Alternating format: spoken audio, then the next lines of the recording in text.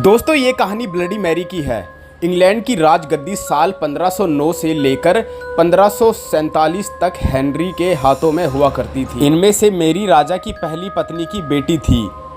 राजा Henry को मेरी ज़्यादा पसंद नहीं थी, इसीलिए वो उनके साथ बुरा व्यवहार करते थे। मेरी महल के नौकरों के साथ महल का काम करती थी। अगर मेरी कुछ कह भी दे तो राजा उसकी कोई बात नहीं मानते थे। सन 1547 में जब राजा हेनरी की मौत हो गई तो प्रजा की इच्छा अनुसार 16 शताब्दी के दौरान हेनरी की पहली बेटी मैरी को इंग्लैंड की राजगद्दी दे दी गई। वह इंग्लैंड की रानी बन गई।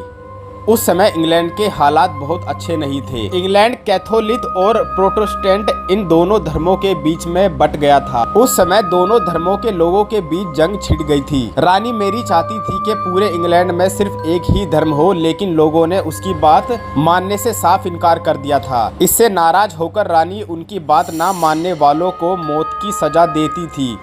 वह ऐसे लोगों को जिंदा भी जला देती थी। रानी मेरी की इस क्रूरता की वजह से इंग्लैंड के लोग उससे नफरत करने लगे। ऐसा भी कहा जाने लगा कि रानी मेरी कुंवारी जवान लड़कियों के खून से नहाती थी। उसका मानना था कि उनके खून से नहाने से वह ज्यादा दिनों तक जवान रह सकती है। कुछ सालों बाद रानी मेरी ने शादी कर ली और कुछ समय बाद इंग्लैंड में एक खबर आई कि रानी मेरी गर्भवती है। इस बात से सभी खुश हुए, लेकिन उस समय रानी मेरी के साथ बहुत ही अजीब घटना हुई। उनके गर्भ से किसी भी बच्चे का जन्म नहीं हुआ, बल्कि कुछ ही महीनों के बाद रानी मेरी का पेट फिर से सामान्य हो गया। वहाँ के ओझा लोगों ने अपनी तंत्र विद्या से बताया कि रानी मेरी के गर्भ में कोई बच्चा नहीं बल्कि एक भूत आकर निवास करता है। कुछ समय बाद फिर रानी मेरी के गर्भ में वही भूत आकर रहने लगा और वह फिर से गर्भवती हो गई। इस बार भी रानी को कोई बच्चा नहीं हुआ और उस घटना के कुछ ही दिनों के बाद रानी मेरी की मृत्यु हो गई। उसके बाद मेरी की छोटी बहन एलिजाबेथ को इंग्लैंड की राजगद्दी पर बिठाया गया और एलिजाबेथ इंग्लैंड की नई रानी बन गई।